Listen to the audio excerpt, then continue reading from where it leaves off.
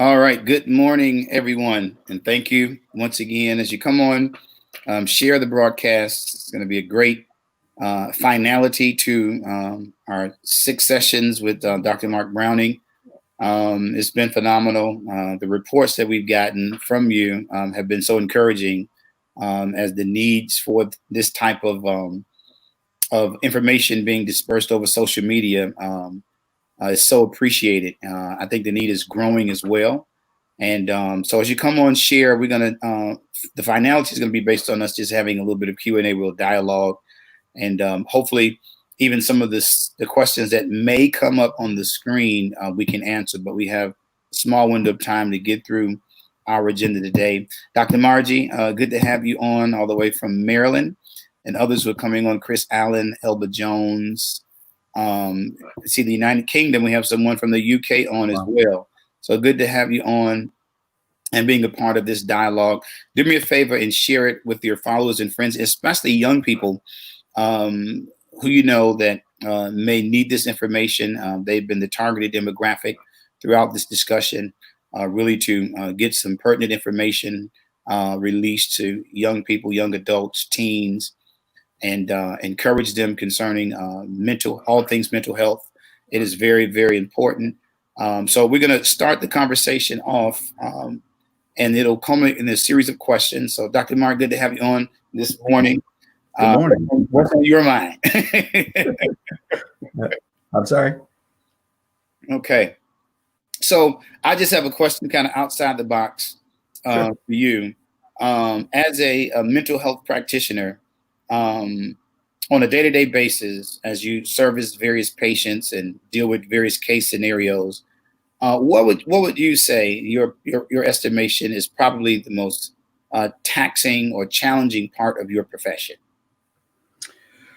There's a lot of things. What's challenging, I think, is being in this field, in this profession daily. It has to do with people's challenges and difficulties. So you're daily coping with distress of various types, whether they are patients who are suicidal or having suicidal thoughts and considering ending their lives, or a family strife, the conflict, family discord and interpersonal conflict, whether there are people who are succumbing to substance use. So daily, the barrage of challenges that you're faced with, just so I'm in an administrative position, so I don't have it. I see clients individually, but I don't have as much as I had when I was a direct practitioner. But staff members have issues as well. So you're not completely free of the distresses of professional issues that come as well on a higher level. And then working with groups of people as opposed to individuals can always be a challenge. But I mean, one of my mottos is that adversity leads to opportunity. And I try to keep that top of mind, that any of the challenges that we face, any of them that come our way, also are a doorway to health and hope and well-being and enhanced relationships, and acceleration in our knowledge and our interpersonal growth, in our self-awareness and understanding. I just I stay in my lane, but it's like the gospel, right? Who of us comes to Christ when things are fabulous in our lives? Right. Right. Keep that top of mind. Then I think there's always hope for us to enhance our circumstances and come out on the other side a lot more effective than we were at the start. Okay.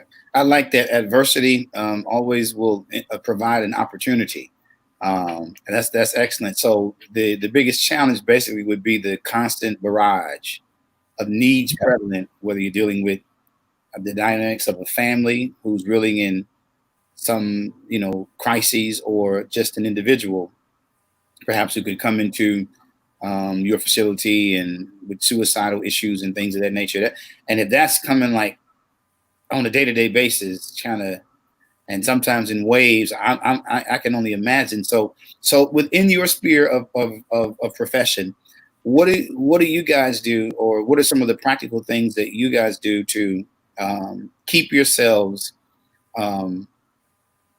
stable and not not become overwhelmed with the caseloads and just the challenges of people. Of course, I think working in your field, you have to have this core attribute of compassion, or Yeah.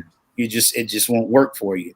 So, what are some of the things? Because I think what I want to paint a picture of is how we can easily devalue specific graces and Yes. professions, and sometimes we don't know how instrumental they are to the overall welfare of humanity until you can kind of hear, from them. Mhm. So what is it that you all do within your sphere of mental health to kind of keep yourselves just functional? Yeah, yeah. In a professional sense, um, it it's funny because it spans across professions, families, what have you. And the comment becomes kind of trite sometimes, I think, but the issue of personal care. If we are not, as care providers, if we are not taking care of ourselves, our ability to take care of others is going to be undermined. In psychology, and whether it be social work or any of the health professions, um, we're really the tool that impacts change, right? So, do you're going to leave your tools out in the rain? Are you going to sort of discard them, Right. haphazardly when you're if you feel like you have to get to something else? Are you taking care of yourself? And from the issue of our physical health and well-being, I have a pretty healthy team. I mean, they run in Ragnar, these 8 mile, 9 mile relays. I have some that do Ironmans. I have others who are just really conscientious about their diet and their physical well-being. Then obviously there's the educational standpoint. I strongly encourage all of our staff to take advantage of many of the CEUs that are available for not only for providing care to others, but for self-care, because we're kind of dealing with this thing, what we call compassion fatigue, in that you are caring for people day to day and the challenges and the struggles. And it can have the ability to make us cold and kind of callous, to kind of be judgy about people's circumstances, because it comes with such a consistent basis. So the self-awareness that comes in regards to compassion fatigue and taking care of yourself emotionally in that regard. So we try to practice what we preach, whether they be mindfulness activities and meditation. I'm in a kind of a secular environment, so how much I can really talk about prayers or our faith-based things really is, sort of dependent on how much others are interested in that. I can, like for psychotherapy, I can bring it into the room as long as, it's the patient who displays an interest. But obviously we have, believing staff members as well, and the importance and the value of their faith and understanding that there's more than this. And, and how are they using their God-given skills, gifts, and capabilities in the service of other people. So from a physical standpoint, I think those things are important. From a professional standpoint, as I mentioned, the education and those kinds of things that are beneficial. But we do what you call group consultation and supervision. Okay. So we get together on a weekly basis, not just to talk about cases and to learn from one another and to get have access to people who have other ways of thinking about things and other perspectives, but also to challenge each other. If we feel like, somebody is kind of less sort of compassionate in the way that they're working with people, or there's a kind of a preoccupation in the way they approach their work, to have the trust and capability to talk to one another candidly about that in a group setting, because what we find oftentimes is you're not the only one dealing with stuff. Yeah. So when you're in a group setting, you have the opportunity to say, oh, I thought I was the only one who felt that way. And it's nice to have a community to dialogue with about the challenges that you face, to understand that you're not the only one who's dealing with these things. Other people might have unique and different experiences that are helpful to you in coping with what it is that's going on in your life, professionally or personally at that point in time. And then obviously the support of one another, that we have each other's backs. That's one of the things that I really like about us having a group practice. I've tried to create more of a team atmosphere, because it can feel like a bunch of individual psychotherapy practices where you're kind of on an island doing your own thing. So, whether, I don't know if it's a sports background or, my involvement in groups before, but I really try to create that sense of community between our practitioners so we can help hold each other up, because it gets challenging out there. Yeah, I like that the approach to really tackle it from a community paradigm, common unity. There are Yes, things we can unify around, whether they're good or even struggles and challenges, and that absolutely. bonding can take you so far. But I've never heard of this term compassion fatigue. That's what I've been dealing with. It's like when you carry people, you love people, and Yeah, and absolutely. you move beyond doing it out of duty. You do it because you genuinely care. And sometimes at least in my sphere, where there's a lack of reciprocating that, and Yes, now the expectation is for me to do this or for me to be this. But sometimes on the receiving party's end, there's not a clear and concise paradigm. I need to simply reproduce this as well. yes, And it becomes challenging because you carry them emotionally. If you have multiple people that have family members or loved ones, even members that are battling maybe health problems, yeah, and even if it leads to the expiring of life for some, you carry that, you feel it because you genuinely love them. But over yes, here, you're managing this specific thing, and then you got maybe a pocket in your own family going on, and sometimes the compassion fatigue can really be challenging. I told my kids the other day, I said, I'm going to have some sessions with Dr. Mark because I'm traumatized from being your parent, and I feel neglected. They told me to get over it. wrong answer. They told me, look, just get over yourself. You'll be okay. Yeah, Yeah, yeah, yeah. yeah. So let's delve into these questions, and Sure. let's see how this goes. Question number one: would a person that's dealing with bipolar disorder, um, open quote, open parentheses, quote, close, open parentheses, close parentheses, unresolved emotional instability cause hoarding? So I want to know, would this actually lead to hoarding? A person that's dealing with bipolar disorder. Okay. Um, I'll start by saying this: we are complicated as people, so it's not unusual for people to have sort of comorbid, what we call comorbid issues. So sometimes there's not generally just one particular condition going on. There may be another that's kind of superimposed upon it, or there may be a couple struggles that people are dealing with. The direct answer to the question is that would be unusual for somebody who has, a distinct bipolar disorder to engage in hoarding kinds of behaviors. In kind of simplistic terms, the hoarding behavior is generally more associated with an anxiety condition than it is with a mood disorder like bipolar disorder. So in bipolar disorder, if someone's in a manic phase, as we discussed a little bit, you'll see the accelerated behavior, the inability to slow down, the lack of need for sleep, sleeping 3 hours a week or not sleeping at all, or like feeling like I'm good, I can go all day every day doing whatever. And then the kind of recklessness and judgment and decisions, the grandiosity of feeling like they're invincible and nobody can do what they can do. Those are sort of the characteristics of the manic episode. Now, people who are in a manic episode sometimes engage in what we call excessive goal-directed behavior, meaning that they may get the house super clean because they got to do something with all this nervous energy. So they'll clean the house from top to bottom, or what have you, or they'll get involved in maybe constructive activities, but to an excessive level that's far beyond what's customarily normal.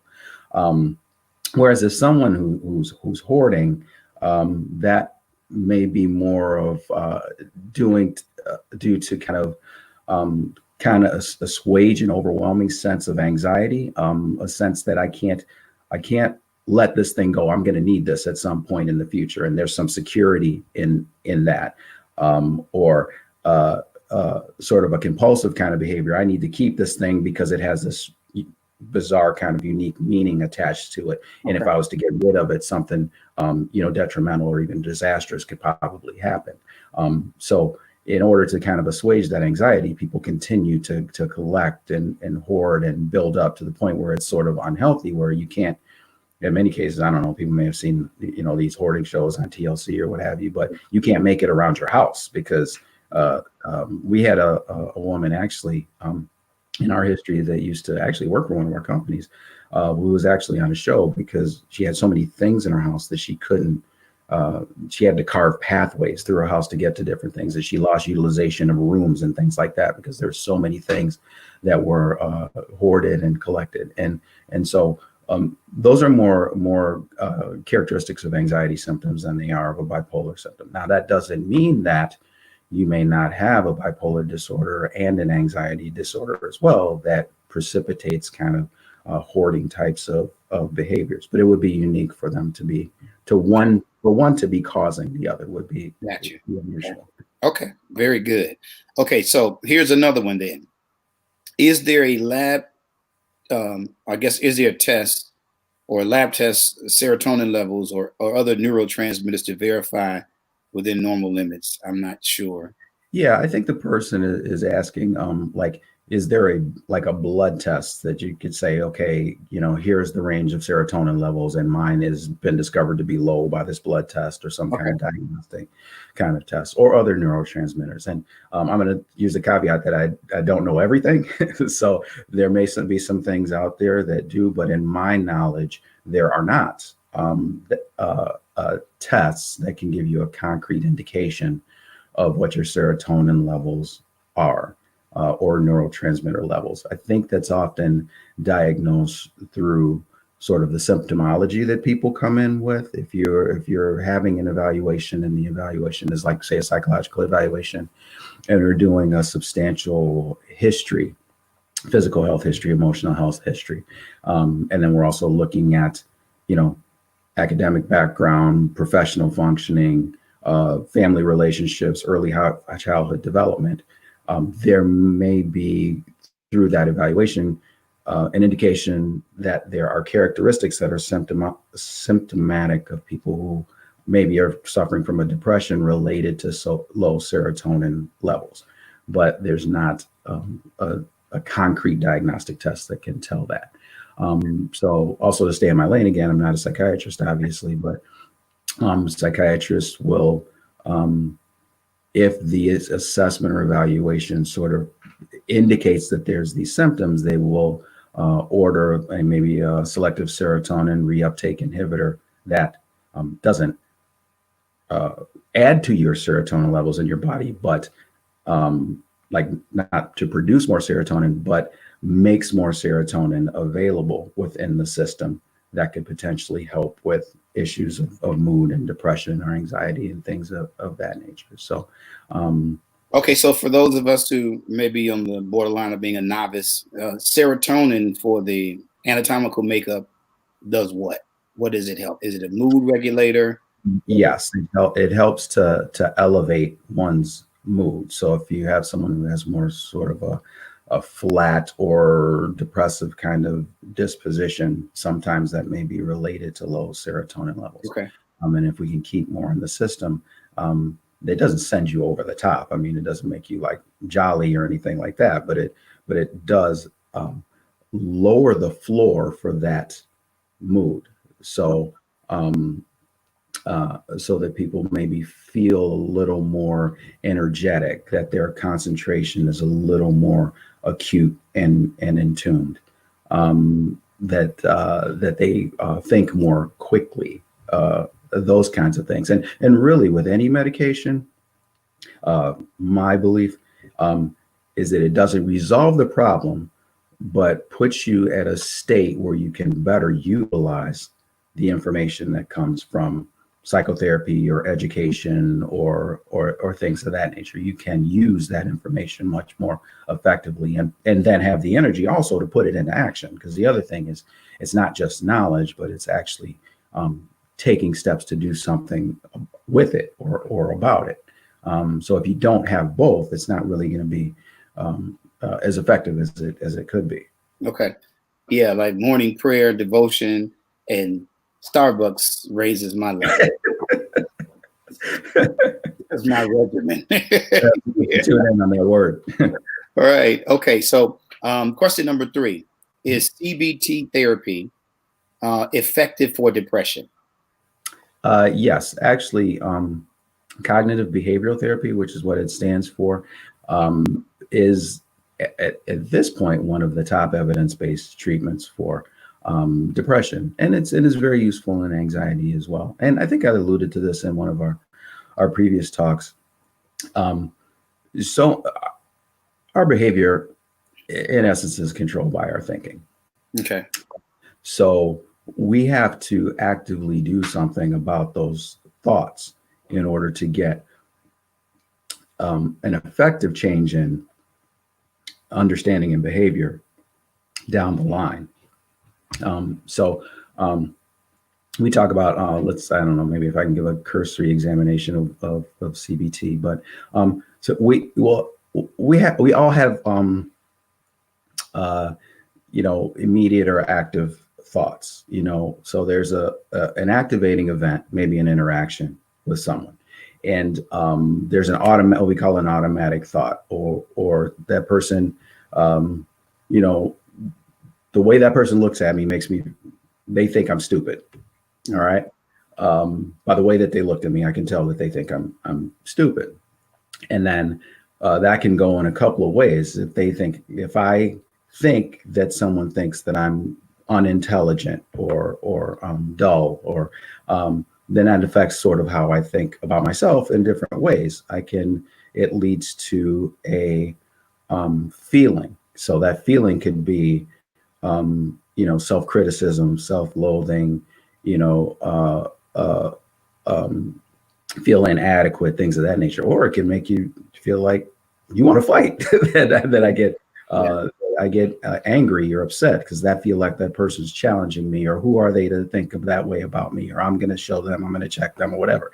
But that thought will send us into a feeling, and that feeling would subsequently result in a behavior. So that behavior could be, feeling badly about myself, and I'm not going to go out of the house, and I'm going to stay home, or I'm going to eat a bunch of stuff to feel better, or I'm going to just lay here on the couch. I'm not going to answer the phone. I'm not going to respond to anything. Or, like, I need to check that guy. So then I'm going to turn around and go after them and act out aggressively because of the thoughts that went on. And that behavior obviously leads to consequences, whether it's on one end feeling depressed, the consequences, I'm upset, I'm not going to work, I'm potentially going to get fired. I missed a bunch of days because I felt so badly that I wasn't going to work. Or I got arrested because I had attacked this guy because of the way I interpreted the way that he looked at me. And those consequences are kind of reinforcing. If I stay in the house all day, don't do anything, and there's consequences to that, that just makes me feel worse about myself. So how likely am I to do constructive things then? It just reinforces that I'm a terrible person. I'm not only not smart, I'm lazy. And it compounds how we feel, which leads to more thinking, negative thinking, and more consequences. And that down the line can be terrible. It can start out small, but if we stay on that trajectory, the consequences get bigger, the negative aspects get bigger. And I think that can be the same on the aggressive end as well. It leads to consequences, and why am I being arrested when this guy thought this about me? Yeah. But it goes back to what we call cognitive distortions, and cognitive distortions are inaccurate ways of examining the world. So if I go back to that example, there could be a million reasons why that guy looked at me. How many times have we waved at somebody looking at us and they were looking at the person behind us? They weren't even looking at you. So misinterpreted what that person's behavior or intentions were. And so cognitive behavioral therapy helps us examine or challenge our thoughts, because there's any number of reasons why a circumstance could have happened. And we have to challenge the ones that we're thinking about. So we look at cognitive distortions like overgeneralization. So like putting, all of an aspect of behavior based on, just overgeneralizing why this happened, just clumping it into a large category, or maximization, minimization, things like that. Emotional reasoning, making decisions based on emotion rather than logic. And cognitive behavioral therapy helps us work on those. Okay. So someone put a question up about supplements, and I know that that's not your lane. Mhm. As far as just prescribing supplements or even medication, that's more from Yeah. the psychiatric perspective, where psychiatrists will write prescriptions and stuff like that. But Mhm. that was one of the questions that came up just in the gist of the conversation. Okay. So I guess that's one where we can simply say you're not sure. Yeah, Yeah. yeah. This is Marlissa Young. I know her, so I'll follow up with you, Marlissa. I'll check with Okay. Chad Earl, someone you want to meet. So Yeah. Yeah. Absolutely. right. And then there's another question by Darlene Gayton James. What about RAD type disorders? Any treatments preferred? Natural? We have tried neurofeedback. I don't Okay. know if that's Yeah. consistent with what we're discussing, but I just wanted to throw that out there. Okay. All right. I think we're looking at reactional attachment disorder, Okay. mostly found in reactive attachment disorder, which we're talking about more primarily with children, Okay. who can have, um, uh, um, how can I say this? Um, I can't think of the word, but unrealistic attachments to other people. I guess a simple way of looking at it is, um, children can be overly connected to people, with no history of connection with that person. There's no information, no background. They may fuse to that person. I've actually Um, experienced that with mhm, random children, just like yeah, never met them before, and it's like, wow, this is different. like you're their best friend, like you've Yeah, known yeah, all their lives. And they can also um, respond negatively, really, really hostily, without, um, with unwarranted kind of interactions or behavior as well. So, because I don't work with children, I'm not real proficient yeah. in this area, but a lot of times it has to do with an attachment issue, and much like we talk about trauma, Yeah. I oftentimes. remember you sharing that in the previous session about how, like, if there's been abuse, a sense of abandonment or neglect, that there could be a digression, where they'll go back to Regression, yeah. regression, a certain age frame, and then begin to carry out that behavior and become extremely like clingy and Mhm. needy. Well, even though they could be teenagers. Yeah, Yes, yeah, yes, absolutely. yeah, So I think part of the question was about, not about supplements, but natural yeah. uh, resources to benefit. And once again, I apologize. I'm going to have to punt on that one, just because that's not my area of expertise or interest. But in sort of in my realm, family therapy, particularly for young children, are most beneficial. Not only in the sense that it helps um, parents with education and comprehension and understanding of what's taking place with their child, so they can intervene effectively, but helps the child with social skills and understanding and recognition of some of the uh, uh, beginning to be able to develop this discernment, because there are also consequences in that. There are, I'm not naive. I mean, there are people who will take advantage of children, people or otherwise, Yeah. Who respond in an overly familiar manner to them, and we need to teach children to be aware of that and to be discerning about the decisions that we make, but to understand what the underlying issues are. If there was a traumatic event that sort of is at the heart of that, are we addressing those issues in a trauma informed manner, understanding that, I mean, all behavior is kind of adaptive, right? So and we say in psychology, behavior has meaning. If someone's acting or conducting themselves or responding that way, there's a reason for that. So are we trying to get to the heart of what is the catalyst for that, and not just working on symptoms? Yeah, yeah, very good. Auntie Gloria 33 on Periscope posted a question: how does the church come into balance with embracing psychology and what the word teaches? That's an interesting question. It is. And sometimes it has to do with a person's theology, your premises as it relates to if the kingdom is your aim and advancing it, an individual's personal relationship with Christ.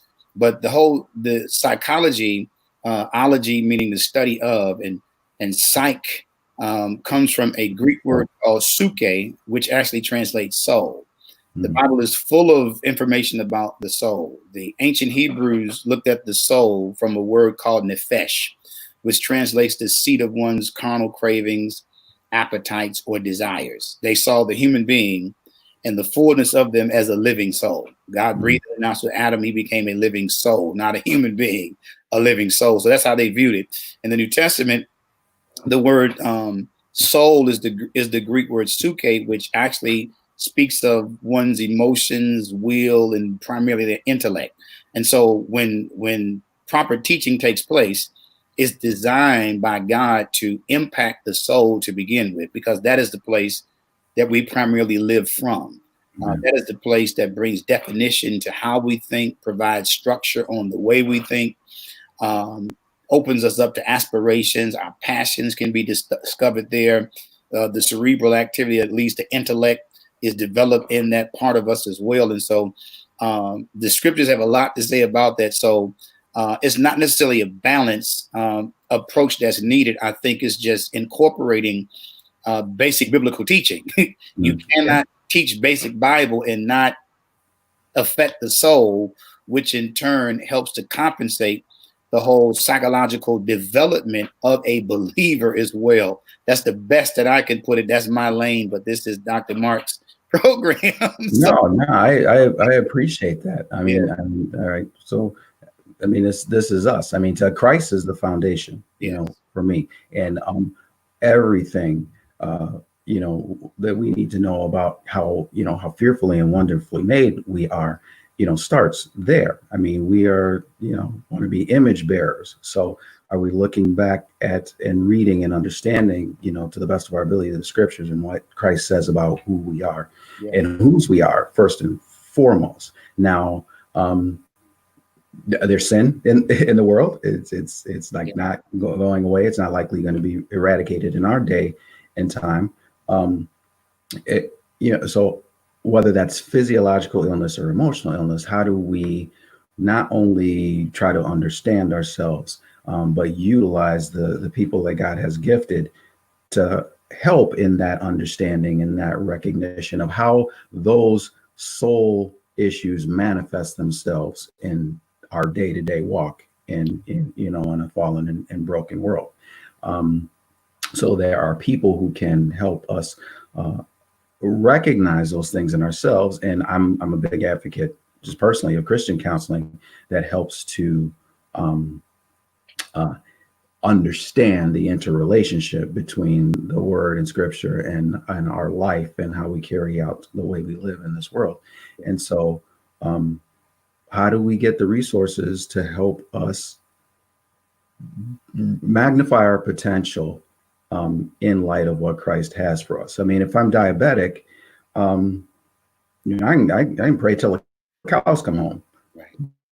But if I'm not doing something about my diet, if I'm not doing something about the exercise, if I'm not doing something about a medication that's something that's lack chemically, I'm not going to reach my physical potential. As a matter of fact, I'm going to deal with disease that is going to undermine my effectiveness if I don't take steps in my daily walk to do something about that. And I see it as the same way with psychology. We have impairments, emotional, psychological. We're all built differently. We have different temperaments. We have different intellectual levels.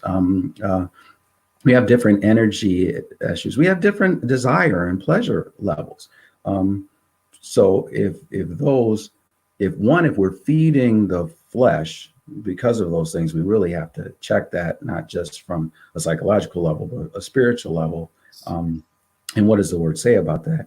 But if we have chemical imbalances, if we have low serotonin levels, if we're having overabundance of dopamine, is there something that we can do in the physiological world to put those more in line in a way that allows us to effectively use, in this instance, the Word of God and spiritual teaching, and a community and fellowship in a way that helps us maximize our potential for.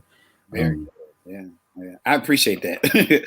I do. That's great perspective. And like you said, it's like, God speaks to us, but we live in these bodies made of flesh. Yes. There's certain protocols that we need to deploy to maintain longevity, to have the health. He wishes above all things we prosper and be in health as our soul prospers. But there's some practical things we need to do. If I have a heavy sugar-laden diet, and I am in diabetic state, perhaps common sense. I don't even need spirituality, just common sense. Take the sugar out of my diet, lose a little weight, maybe start exercising, get more water intake, and some of those things to get the blood sugar down. I'm praying and believing God for a miracle, and they happen. But at the same time, if the behavior is inconsistent with the miracle I prayed for, then we still have a problem. Yeah. Yeah. Yeah. Yeah. Are we going to put ourselves in place to receive a miracle and to utilize it effectively once it comes? Yes. Yeah. Yeah.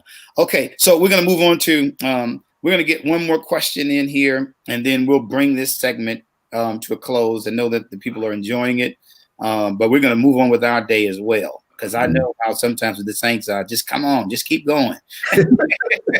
We love you and we love you dearly, but we're going to bring this to a close. So this last question, then I'll put this out here, Dr. Mark. What would you consider to be the best method of treatment for children with a diagnosis of oppositional defiant disorder? Wow. I know it's a loaded question, but yeah. Yeah. It's likely going to be a collection of interventions rather than one, particular strategy. Okay. So for starters, I mean, it's unusual or not, but I think the parent training aspect is one of the essential components.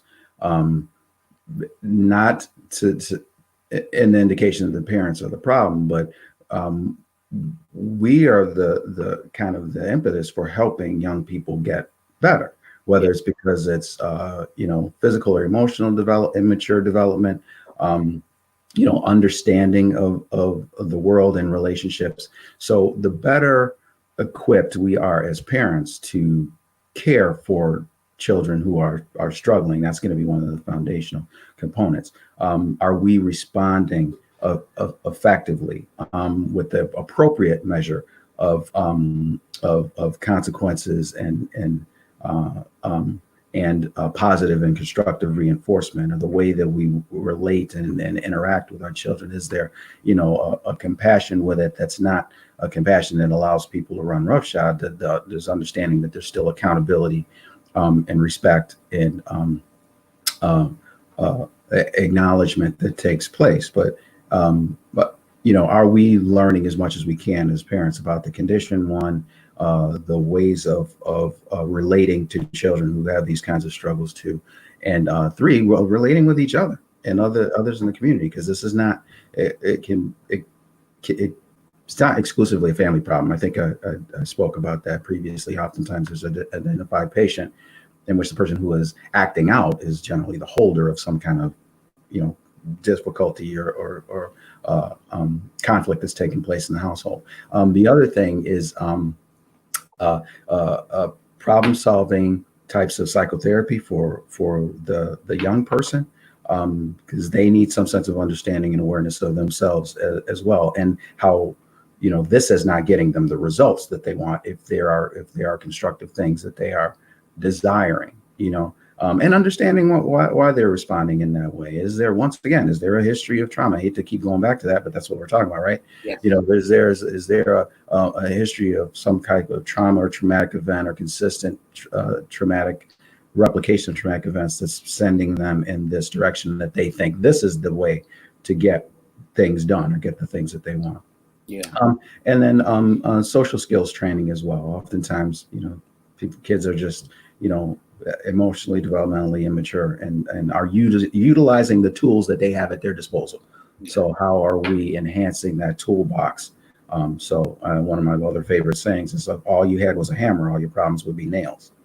So, so are we enhancing our toolbox and we can use things that more effective tools to get the kind of results that we're looking for? Yeah. One of the things you mentioned a couple of sessions ago when we were dealing with the issue of I think it was depressive. You're talking about depressive disorders can lead to suicide, and young people are being taken out by an alarming rate of suicide. And you mentioned this term, I had never heard it before. It was called a identified patient. Yes. Identified patient. And you said that's usually the biggest challenge when seeking to help children deal effectively with mental health issues. Is Mm-hmm. an identified patient. Can you elaborate on that in light of this specific question that we just asked? Children are generally emotional beings, right? They don't have the tools, the vocabulary, the emotional maturity to articulate what it is that's taking place in their lives. And a lot of times they can't make sense of it. Sometimes as adults, we can't make sense, of why these things that seem, unusual, peculiar, or even wrong are taking place in our lives. And so oftentimes that gets acted out. We can tell from small children whether they're hungry or whether they're thirsty or whether they haven't gotten enough sleep or whether they are injured in some way, shape, or form, or they're uncomfortable because of the way that they cry, the way that they respond, the way that they protect different areas. And so I think it can be similar with not only adolescents, but anybody in our family, that they oftentimes act out what it is that's taking place. And so what they may be acting out is, there's alcoholism in the home, for instance, and children feel, that their home life is unpredictable. I don't know what it's going to look like from day to day.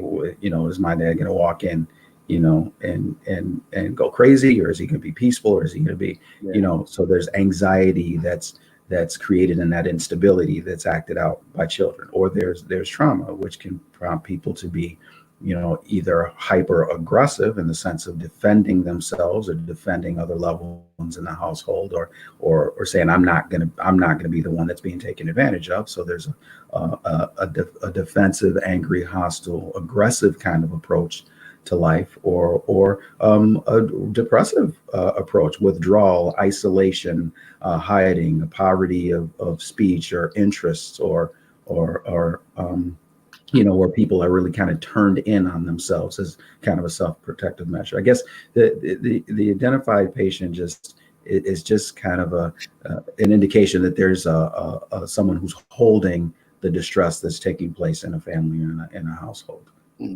Very good. I appreciate that, because a lot of times we can label behavior, but not necessarily identify the source. Correct. Of the behavior. Yeah, I can relate to that too, because I've been accused of that by my kids. You set the whole mood, and it's like whatever. And we would have to go through dialogue to try to at least get to this, and then you got to offer these apologies, and it's like you develop the sensitivity in parenting. To me, it's like an ongoing process when the kids are directly in the house, and then it's an intermittent process, at least for me, once they leave the home, because now they perhaps will get on the same trajectory that you're on, but just years behind you. Yeah, it's hard, man. We're complicated, right? Like I didn't become friends with my dad until I was grown. Same here. We're all a work in progress. We're all developing, hopefully growing, trying to understand ourselves better, how we relate and interact with this world better. Sometimes we're confused and we just make decisions just because it feels like the best thing to do, at the time. And so, grace. Yeah, because I share often too when my relationship was so toxic with my dad, and I harbored just anger and rage towards him, and we had never built a relationship to begin with. And then it was like the Lord really began to deal with me about my own calling and just a career in hymns, that I would only be able to go as far as my willingness to Yeah. reconcile with him. And Yeah. I remember in my early to mid 30s, when we started dialoguing a little more, the conversations would always end with him telling me he loved me, Yeah. and I would cry like a little kid. Yeah. I'm married with kids, and Preach. I mean, he loved me, and same here. I would call him some days, didn't want nothing, just to hear him tell me he loved me, and it would Yeah. mess me up. And it was like medicine. I could feel something like coming over me, like literally soothing me on the inside. And I shared it with him probably when I was in my mid 40s about how affirming his voice was in telling me Yes. that he loved me, because it had so much toxicity built up in me. I'm born again. I'm full of God's spirit. I'm preaching. I'm married with a family, but then I'm broken because of Sure. that deficiency in the context of connectivity to him. And so I can relate to that. So I had to identify the patient. And as I started sharing with him my challenges, he started sharing with me some of the things he had went through, and it was through the bridge of communication that it brought not amending but literal healing Yeah. our relationship. So yeah. Indeed. And I mean, if you think about it, that may be one that we want to hit on in the future, because the issue of men and father issues and the impact, the pervasive impact that has had in a negative sense throughout our communities is just profound. Yeah, yeah, yeah. Well, this has been good. So we have our work cut out. You want Dr. Yeah. Mark back on? Let's get a petition going so we can make sure we keep him with us and have these discussions moving forward. So perhaps we can do something next month with his schedule permitting. Of course, he's a very busy professional, and has a lot going on as an administrator, as he shared with us. So we want to make sure someone is asking what an awesome action have been. Okay. Yeah, thank you. And then there was a question put up as well about I don't know, Rika, if we have a slide where Dr. Mark put together like all the resources for people to get help more or less from a national perspective. Someone had asked that about they wanted a good therapist, and so there were some resources. What we'll try to do is just put them up as a Facebook post. I think we'll have to share the document as a Facebook post, and we'll put that up just for some mental health resources. So we will post that today for Auntie Gloria 33, because I think you asked that question. We'll get that posted on our Rivers Chicago Facebook page, so you can go and just look and you can get the resources from there. But thank you all. We appreciate you, Dr. Mark. Thank you. Hey, it's been my pleasure. I'll be in touch off air. I like that with that whole fathering dynamic. Yeah. Yeah, from that perspective. So have a phenomenal day, people. Thank you once again, and we'll talk to you soon. I appreciate you. God bless. Okay, God bless.